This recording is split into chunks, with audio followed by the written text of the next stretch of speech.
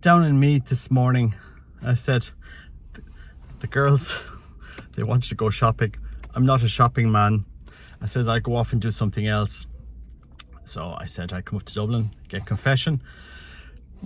Parked up near Dominican Priory, and then I said, oh, look, I'll walk down O'Connell Street, Parnell Street. Walked down there, went to the Carmelite Church. Good line there for confession, and I said, look, I'll go back to the Dominican Priory and then go home. You know, haven't been on a walking on O'Connell Street since 2019. Haven't been up here in a long time. O'Connell Street, Parnell Street. Used to come up a lot. We used to come up and do the marathon every year. Obviously that was cancelled during the pandemic. So yeah, it was interesting morning. Anyway, I went to the Dominican Church here, the Priory, Dominican Priory, here beside the ILAC Centre, and the queue was smaller. And a lady comes up to me, and we were there chatting about different things, and she said, well, did you hear that the Institute of Christ the King are being kicked out of Chicago? I said, I hadn't been on too much social media this morning. I hadn't even heard it. I didn't see it. I said, what? The Institute of Christ the King are being kicked out? Yeah, Cardinal Cupich is stopping them saying the Mass. I said, nah.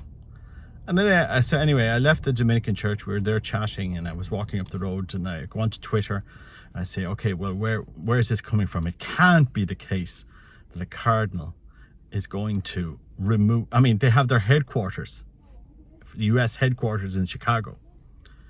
And anybody that knows the Institute of Christ the King, they're some of the best priests, nicest communities you can meet.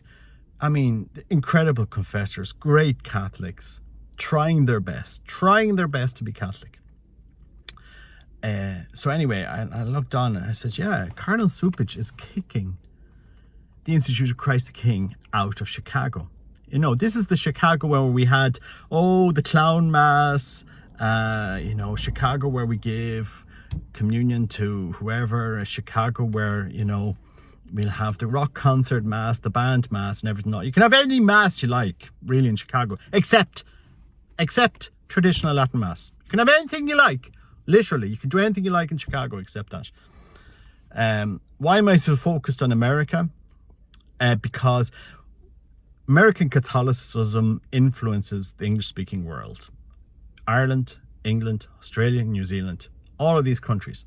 The Anglosphere is influenced by what goes on in the States.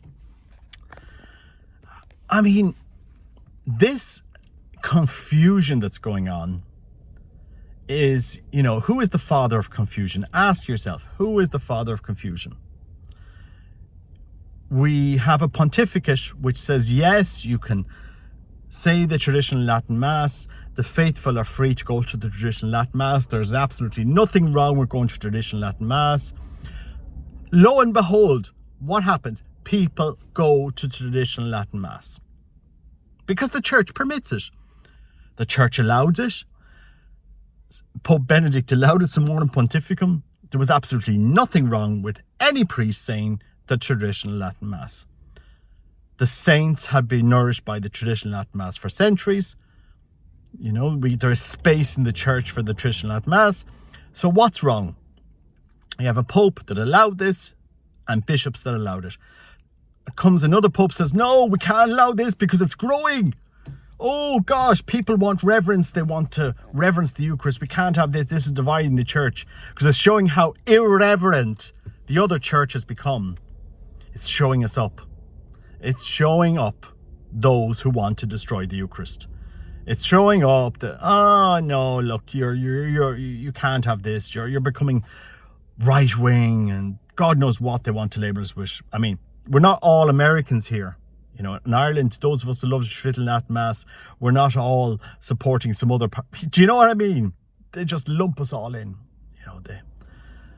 It is quite incredible. I have never seen this.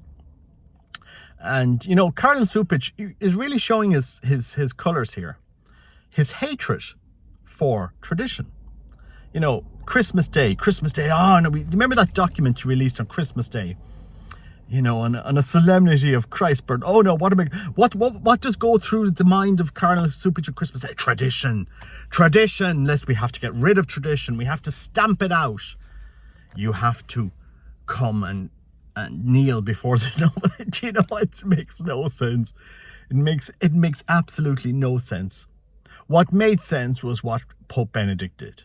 If you want the traditional Latin Mass, go to it. If you're a priest that wants to say it, say it. Say both of them. Say both orders. Say the traditional Latin Mass and the Novus Ordo. Say both of them. That's what made sense. Pope Benedict's document made sense. It was, it was allowing the church to, use the treasures of the past. Not in a rigid way, just, what's wrong with praying the Mass of the Ages? Nothing. And now we have a church that is intolerant of those of us who love the traditional Latin Mass. Those of us that want to experience the traditional Latin Mass, those of us that want reverence. And why has this happened? Because over the last 2 years, the traditional Latin Mass community, the Institute of Christ the King, the SSPX, the Fraternity of St. Peter, they didn't compromise on the Eucharist. They didn't compromise. And traditional communities didn't implode, even though we weren't all masked up to the gills and we were giving communion, kneeling on the tongue.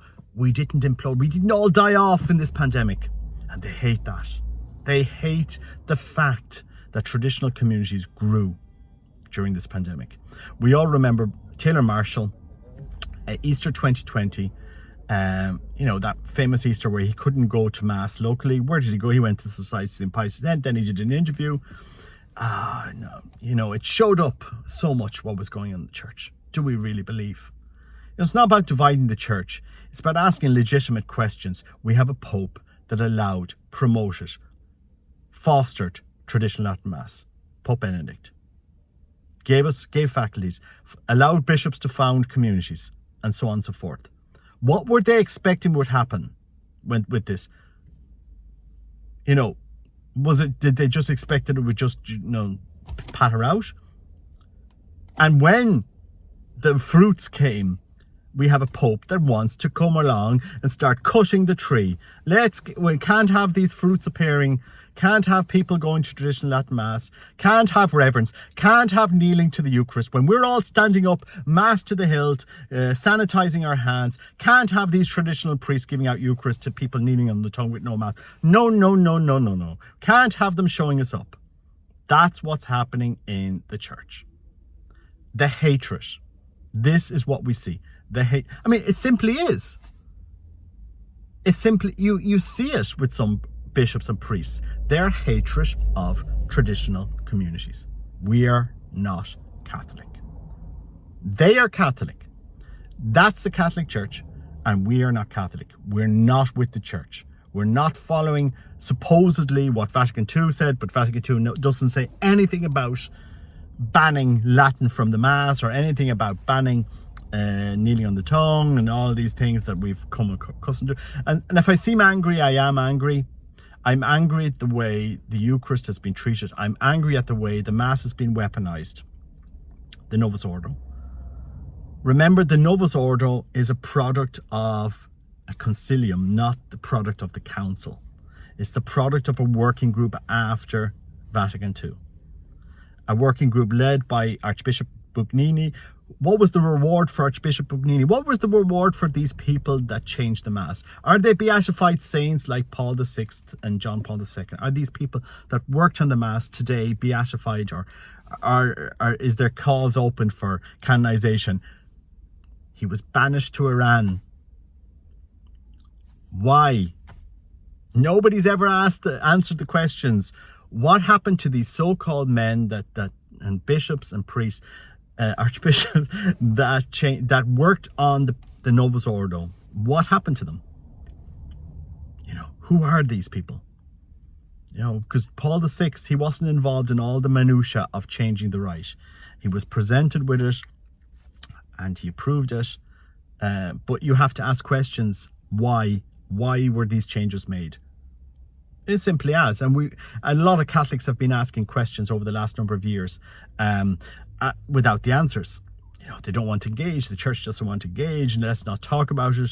Let's ignore it. You know, blah, blah, blah, blah, blah. I mean, I don't know where we're going in the church. This is silly season. In my opinion, it's silly season. It's beyond silly season in the Catholic Church. If people want to go to Mass, go to Mass. Any Mass. Novus Ordo, go to it. Traditional Latin Mass, go to it. Does it make any difference? You know, this is where bishops have really lost the plot. They have become so... I mean, their fixated on the Novus Ordo to the extent that they will worship that way of saying the Mass over and force it down our throats, saying this is the Catholic Church, this is the Catholic Mass, and you're going to take it whether you like it or not. And if you don't like it, you're not Catholic anymore, you're schismatic and God knows what. I don't know, I'm sorry if I'm angry, but when I hear this stuff that's going on in the church, I just think we're so... it's so disheartening. I mean, not that I'm disheartened, I'm just saying, guys, wake up. Bishops, priests, wake up. Say the Mass. Say the black.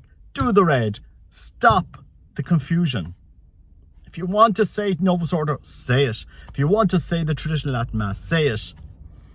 What was held sacred for centuries and centuries and centuries can't be wrong, forbidden, or even considered harmful today. It cannot be. Pope Benedict was right. Pope Benedict was right. No matter what the present Pope is trying to do and the gymnastics he's trying to do to destroy Pope Benedict's legacy, Pope Benedict was right. Everybody knows this. Go to Mass. Stop the BS. Cardinal Cupich is creating confusion. He's creating hurt. He's creating harm by doing what he's doing. Everybody knows this. And why am I saying this? Because the craziness that we see in the American Catholic Church, it influences all of the English speaking world and probably influences other areas in the church as well. People don't... Stop it. Stop it. It makes no sense what they're trying to do. Trying to kick out the Institute of Christ the King from Chicago makes no sense. Will anger those communities that go to that Mass, the laity, the faithful, and will divide further the church. In my opinion. Anyway, look, we have to be passionate about the faith. We have to stand up. Laity has to stand up. You have to write to Cardinal Cupich, tell him that you're not happy with what's going on. This is craziness in the church, beyond craziness. This is really bonkers. You know, and most people don't believe in the Eucharist in the Catholic Church. Anyway, God bless. Pray for the church. Don't lose faith. Don't be depressed. But it's time to stand up against the confusion. You know, it's literally, it's time. Laity have to stand up against confusion. Go to traditional Latin Mass. Show you have faith. Stand for the faith. You know, people would see that. They will understand the necessity to renew the faith.